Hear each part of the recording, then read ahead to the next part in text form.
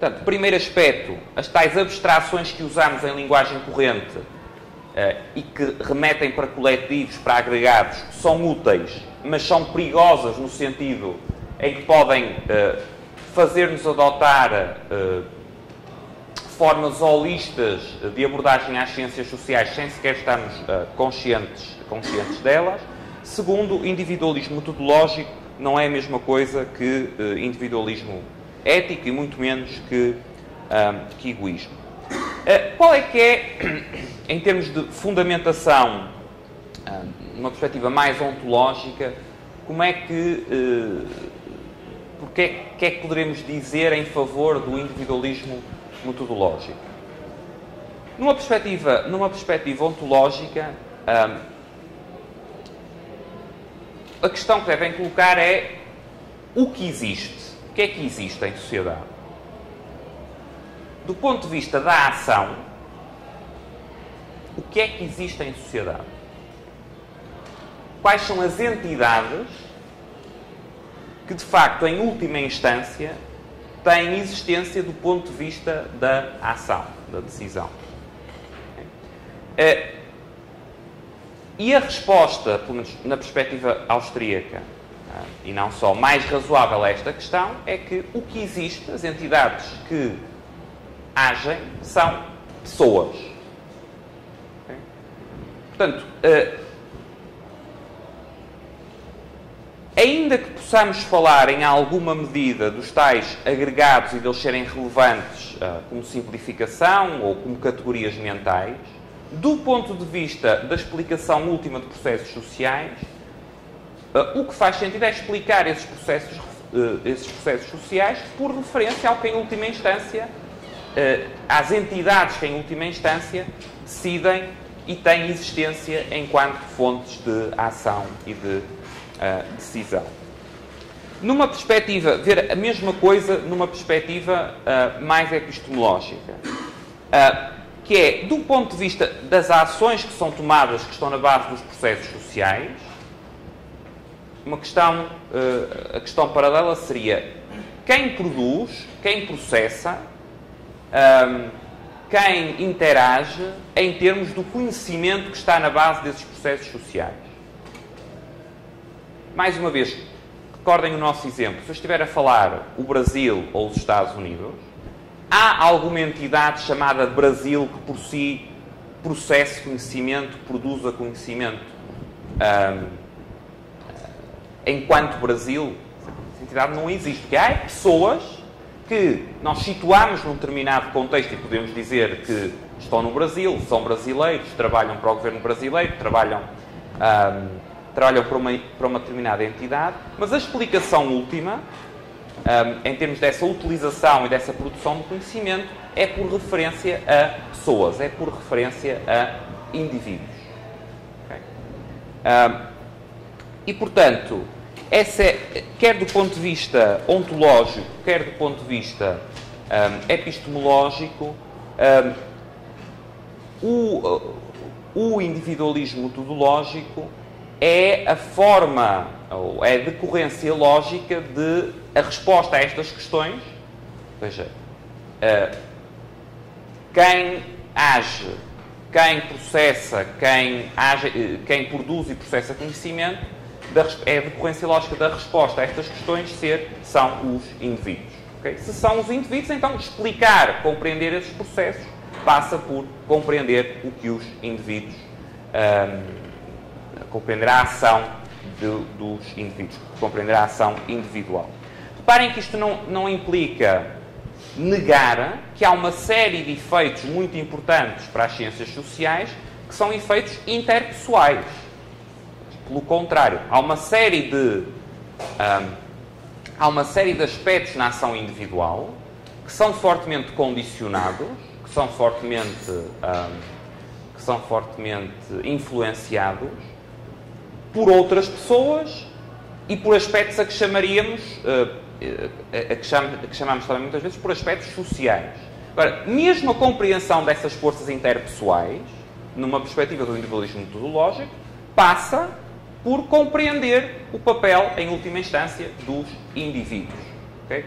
Muitas vezes uma crítica que é frequente, uma crítica do que em inglês chama do tipo de straw man, quer dizer, de eu montar um espantalho para a seguir derrubar, não é?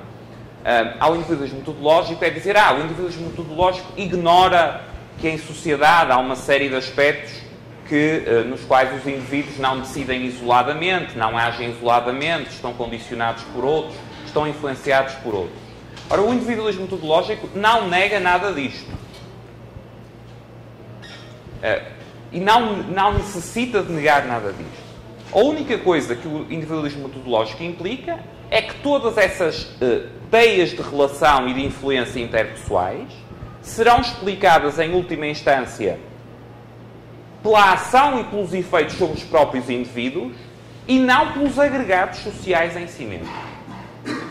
Por outras palavras, a sociedade, enquanto tal, nunca determina nada em termos de ação individual. O que não quer dizer que as relações interpessoais, as várias influências mútuas entre pessoas, não tenham influência. Claro que têm, e têm muita influência.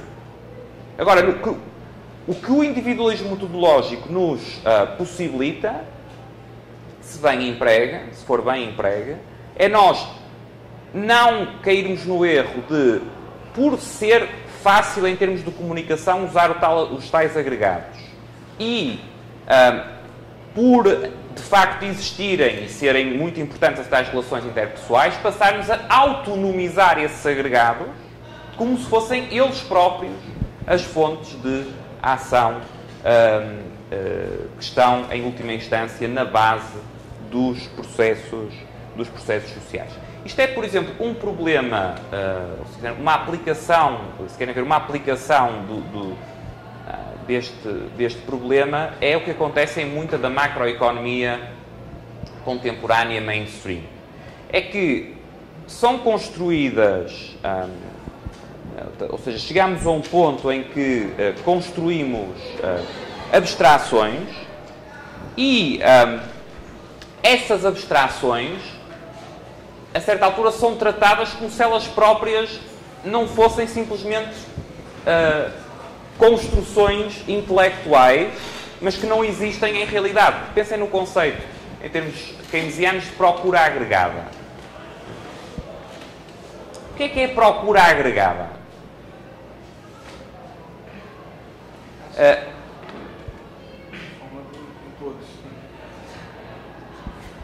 O que eu estou a chamar procura agregada, estou a chamar num contexto keynesiano procura agregada, é olhar para uma determinada parcela em conjunto de ações individuais.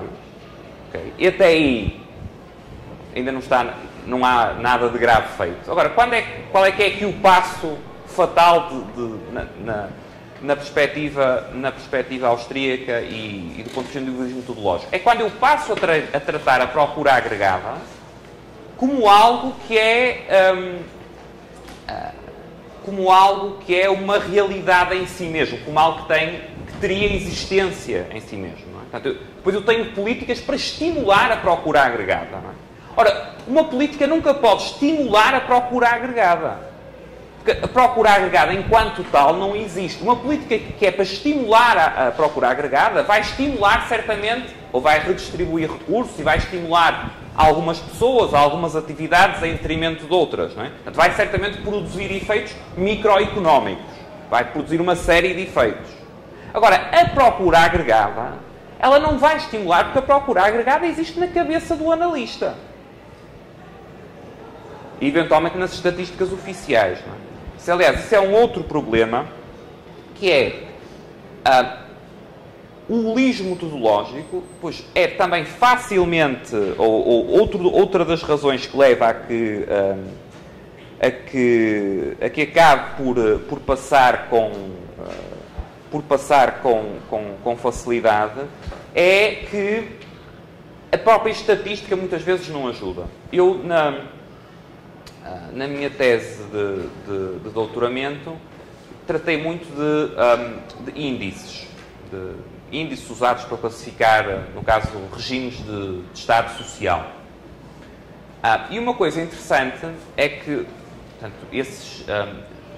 Portanto, vi índices, depois, para esse efeito, vi muitos tipos de índices diferentes. Em muitos índices, pensem, por exemplo, no índice de liberdade económica, pensem o índice de desenvolvimento humano da ONU, etc, etc. Se vocês pensarem nesse índice ou perguntarem a outra pessoa, essa pessoa normalmente tem a ideia que aquilo é uma construção intelectual artificial.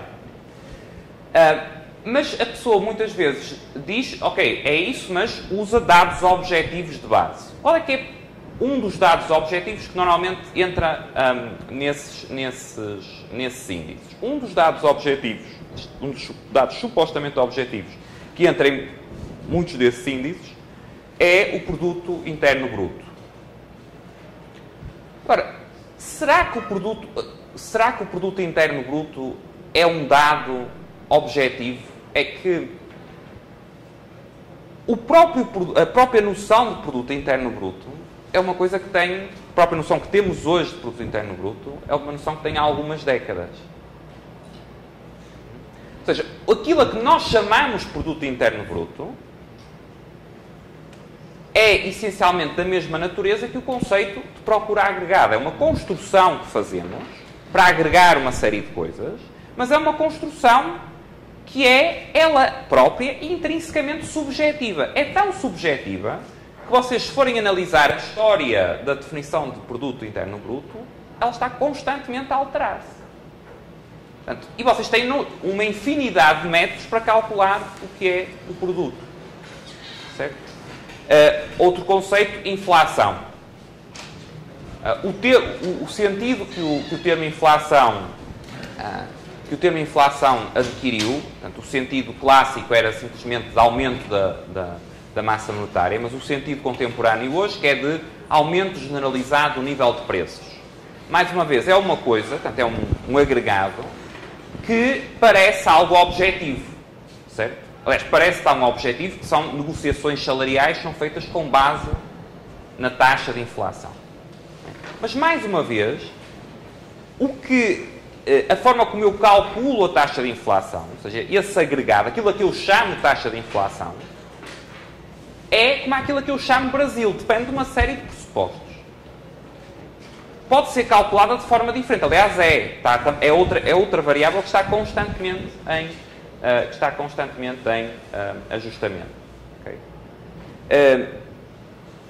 O individualismo metodológico, um dos aspectos fundamentais que tem é alertar para que, em última instância, a compreensão dos processos sociais tem que ser feita por referência às escolhas de quem de facto age, de quem de facto existe.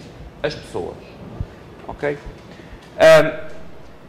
Neste sentido, e em relação à macroeconomia, poderíamos dizer que a única boa macroeconomia será a macroeconomia de base microeconómica, não é? Será, e não macroeconomia que parte dos tais todos.